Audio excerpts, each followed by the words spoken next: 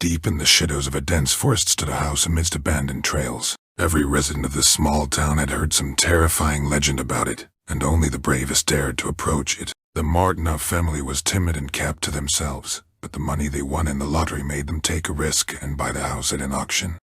Almost immediately after moving in, they felt something strange. Soon, the sounds of children's laughter and knocking on the walls echoed through the house, disturbing their peace. Frightened and bewildered, the Martins decided to unravel this mysterious enigma.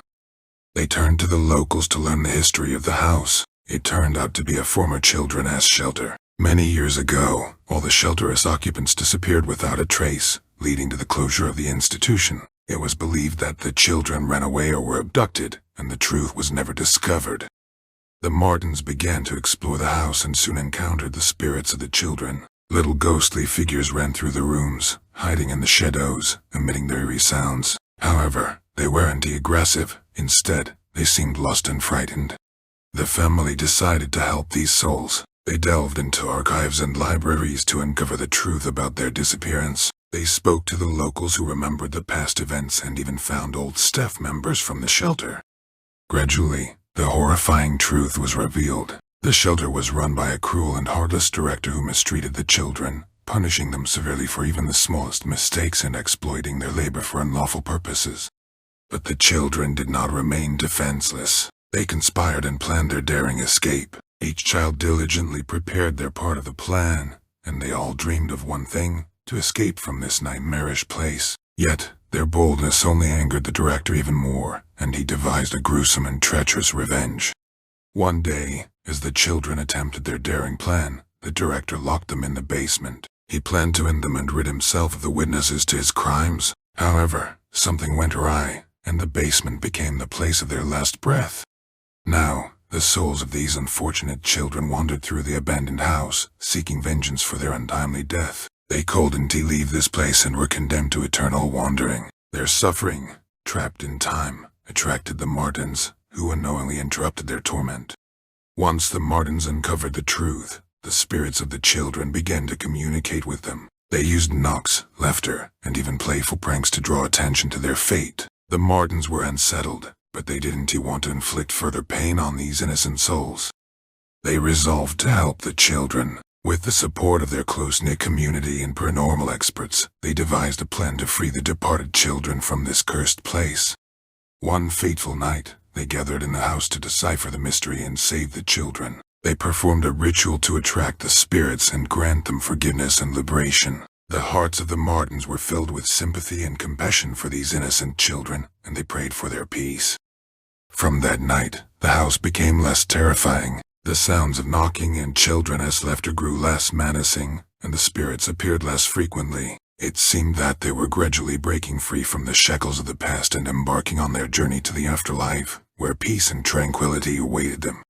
The Martinov family also found their redemption. They realized that they had helped these young souls and unraveled the horrifying secrets of the past. Instead of the fear and horror that engulfed them upon moving in, they now felt relief and gratitude for the opportunity to do something so significant and noble.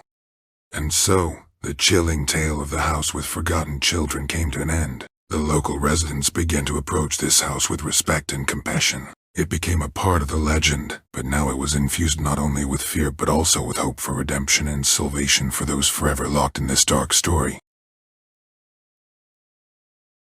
The young family, Emily and David, along with their little daughter Sophie, happily moved into their new home. This spacious and beautiful mansion, built back in the 19th century, seemed like the perfect place to start a new chapter in their lives.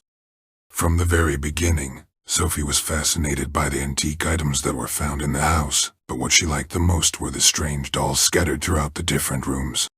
One day, Sophie noticed one particularly mysterious doll in the corner of her bedroom. This doll was old-fashioned, with dark eyes and exquisitely embroidered attire.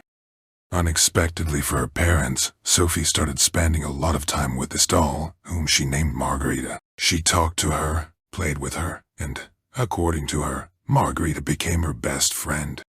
At first, Emily and David were delighted to see how attached Sophie had become to the doll. However, they soon noticed strange changes in their daughter's behavior. She became withdrawn and gloomy, refusing to interact with other children and even with her parents.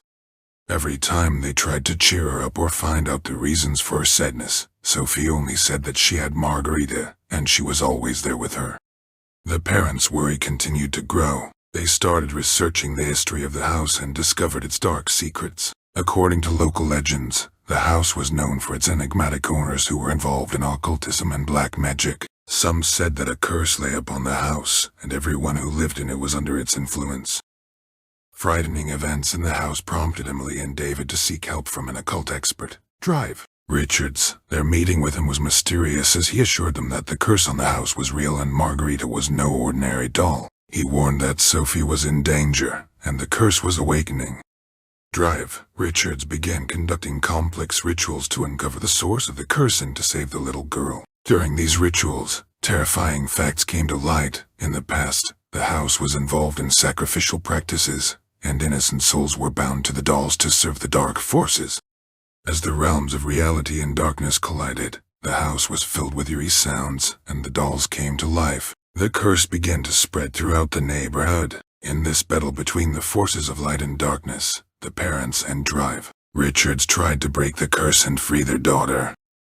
Drive Richards realized that the only way to break the curse was through sacrifice. He was willing to offer himself as a sacrifice to save Sophie. The parents desperately tried to stop him, but he was convinced that it was the only way to stop the evil. However, before Drive Richards could offer himself as a sacrifice, Sophie, breaking free from her internal fears and doubts, woke up to reality. She realized that Margarita was just an illusion, and she was surrounded by loving parents. At that moment, the darkness that had enveloped the house disappeared.